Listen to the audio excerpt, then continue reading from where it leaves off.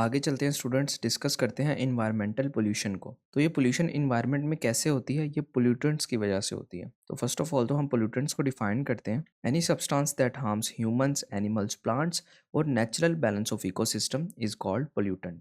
तो हर वो सब्सटेंट पोल्यूटेंट है जो कि ह्यूमन, एनिमल, प्लांट या फिर इकोसिस्टम के नेचुरल बैलेंस को नुकसान पहुंचाता है। और हमारे पास इन्वायरमेंट में पोल्यूशन दो तरह से हो सकती है। एक एयर पोल्यूशन होती है, दूसरा वाटर पोल्यूशन होती है। एयर पोल्यूशन जो होती है वो एयर पोल्यूटेंट्स की वजह से होती है और वाटर पोल्यूशन वाटर पोल्यूटेंट्स की वजह से होती है। अब इन पोल्यूटेंट्स में भी कुछ कैटेगरीज होती हैं, तो हम उनको देख लेते हैं। पहले आते हैं हमारे पास प्राइमरी पोल्यूटेंट्स। ये ऐसे पोल्यूटेंट्स होते हैं जो कि अपने सोर्सेज से डायरेक्टली रिलीज किए जाते हैं।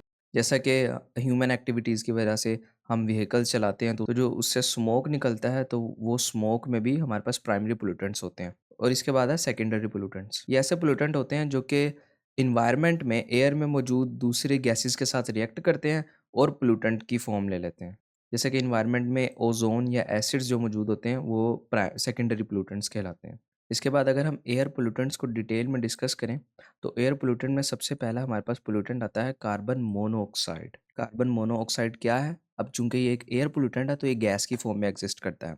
और ये किस तरह की गैस है? ये कलरलेस, ऑडरलेस और पॉइजनस गैस है। और ये आती कहाँ से है? अगर इसके सोर्सेज की बात करें, तो इसके नेचुरल सोर्सेज भी हैं और ह्यूमन सोर्सेज भी हैं। ह्यूमन सोर्सेज मतलब जो ह्यूमन की एक्टिविटीज़ हैं, उससे जो पोल्यूटेंट्स निकल रहे हैं, वो इन सब में आ जाते हैं। तो नेचुरल सोर्सेज की बात करते हैं। सबसे पहले नेचुरल सोर्स है इसका वॉल्केनिक इरप्शंस। वॉल्केनिक इरप्शन में किस तरह से हमारे पास कार्बन मोनोऑक्साइड आती है? क्योंकि इसमें जो हॉट गैसेस होती हैं वो बर्न हो रही होती हैं, और जब भी कंबशन का प्रोसेस होता है, तो कंबशन के प्रोसेस में हमारे पास कार्बन डाइऑक्साइड के साथ कार्बन मोनोऑक्साइड भी कुछ अमाउंट में आती है। ठीक है, तो ये भी वॉल्केनिक इरप्शन इसका सोर्स बनती है कार्बन मोनोऑक्साइड का। और इसके अलावा नेचुरल गैस लीक्स या फिर मीथेन गैस जो होती है, इससे भी कार्बन मोनोऑक्साइड बनता है। जैसे मीथेन की जब ऑक्सीडेशन होती है, तो उससे कार्बन मोनोऑक्साइड भी बनता है। तो इसके नेचुरल सोर्सेज हैं।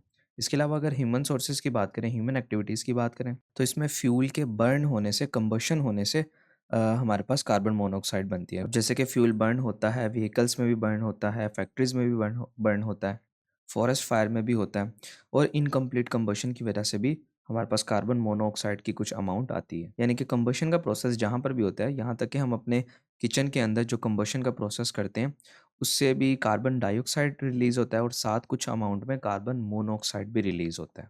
तो जहाँ भी कंबशन का प्रोसेस होता है, वहाँ पर कार्बन मोनोऑक्साइड कुछ अमाउंट में रिलीज़ हो रही होती है। और अगर इसके हार्मफुल इफ़ेक्ट्स की बात करें, तो कार्बन मोनोऑक्साइड क्या करती है? तो जब इसे हम इन्हेल कर लेते हैं, तो ये इन्हेल करने के बाद हमारे पास जो हमारे ब्लड में हीमोग्लोबिन होता है, वो ऑक्सीजन ट्रांसपोर्ट कर रहा होता है। लेकिन जब कार्बन मोनोऑक्साइड हीमोग्लोबिन तक पहुँचती है, तो ये ऑक्सीजन की ट्रांसपोर्टेशन को रोक देती है। तो जब ऑक्सीजन की ट्रांसपोर्टेशन रुक जाती है, तो ये सफोकेशन का बाइस बनती है। और अगर ये बहुत ज़्यादा कंसंट्रेशन में हमारे ब्लड में शामिल हो जाए, हीमोग्लोबिन के साथ मिल जाए, तो ये हमारी डेथ का भी बाइस बन सकती है। क्योंकि जो ऑक्सीजन होता है, वो हीमोग्लोबिन में ट्रांसपोर्ट कर रहा होता है, और जब कार्बन मोनोऑक्साइड आती है, तो वो ऑक्सीजन की ट्रांसपोर्ट रोक देती है। कार्बन मोनोऑक्साइड के पास ये ज़्यादा एबिलिटी है कि वो हीमोग्लोबिन के साथ बाइंड कर जाए। तो वो हीमोग्लोबिन के साथ बाइंड कर जाती है और ऑक्सीजन की ट्रांसपोर्टेशन को रोक देती है।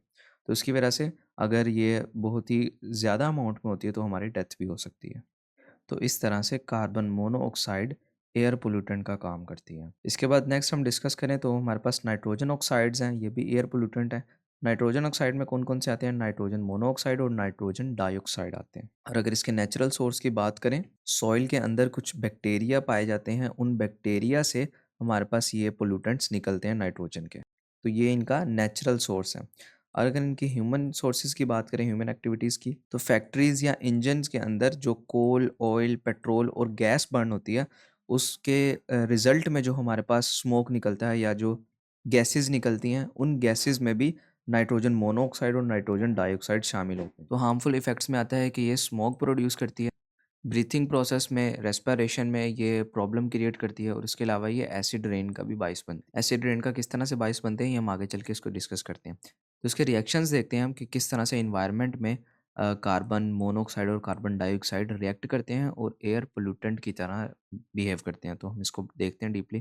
तो जब नाइट्रोजन और ऑक्सीजन इन्वायरमेंट में हाई टेम्परेचर पर रिएक्ट करते हैं, जैसा कि वोल्केनिक इरप्शन के दौरान होता है, वोल्केनिक इरप्शन के दौरान भी कुछ अमाउंट निकलती है हमारे पास नाइट्रोजन के ऑक्साइड्स की, जो कि एयर पोल्यूटेंट है। तो वहाँ पर क्या होता है, नाइट्रोजन पहले ही प्रेजेंट होती है हमारे पास उसमें इन्वायरमेंट में, और ऑक्सीजन भी प्रेजेंट होती है। जब इनको हाई टेम्परेचर प्रोवाइड किया जाता है तो ये रिएक्ट करते हैं, और रिएक्ट करने के बाद नाइट्रोजन मोनोऑक्साइड बना देते हैं। ठीक है, तो अब ये एक एयर पोल्यूटेंट बन चुका है। इसके बाद फर्दर क्या होता है कि यही नाइट्रोजन मोनोऑक्साइड फर्दर रिएक्ट कर जाता है ऑक्सीजन से, ऑक्सीजन के मॉलिक्यूल से, और इसके साथ ये बना देता है नाइट्रोजन डाइऑक्साइड।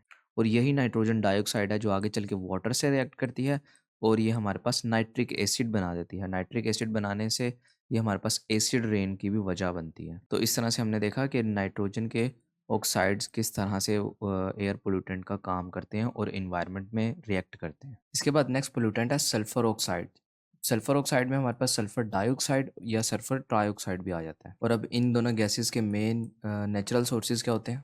तो ये वोल्केनिक इरप्शन से बनता है या फिर ऑर्गेनिक मैटर के डिके से बनता है।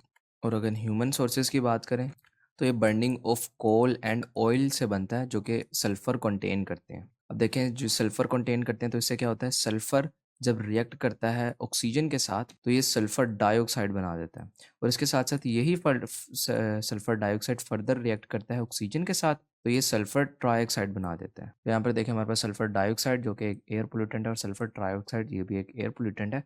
ये दोनों गैसेज़ हमें यहाँ पर मिल रही हैं, और ये इसी तरह से इन्वायरमेंट में फैल जाती हैं और हार्मफुल इफेक्ट का बाइस बनती हैं। तो हम देखते हैं कि इसके हार्मफुल इफेक्ट्स कौन कौन से हैं। इन दोनों गैसेज़ की स्ट्रॉन्ग चोकिंग स्मेल होती है, और ये दोनों गैसेज़ इरिटेशन का बाइस बनती हैं आइज़ के अंदर और लंग्स के अंदर जब हम इसको इनहेल कर लेते हैं। और इसके अलावा ये दोनों पोल्यूटेंट्स जो हैं ये एसिड रेन का भी बाइस बनते हैं, और एसिड रेन की वजह से आगे फर्दर हमारे पास प्लांट्स, बिल्डिंग्स और एक्वेटिक लाइफ जो है वो भी डैमेज होती है। इसके बाद आगे चलते हैं स्टूडेंट्स, डिस्कस करते हैं हाइड्रोकार्बन्स। और अगर हाइड्रोकार्बन्स के नेचुरल सोर्सेज की डिस्कस करें तो इसमें जो कॉमन गैस होती है वो मीथेन गैस होती है, और ये कहाँ से आती है? ये हमारे पास ट्रीज से आती है, पैडी फील्ड्स से आती है।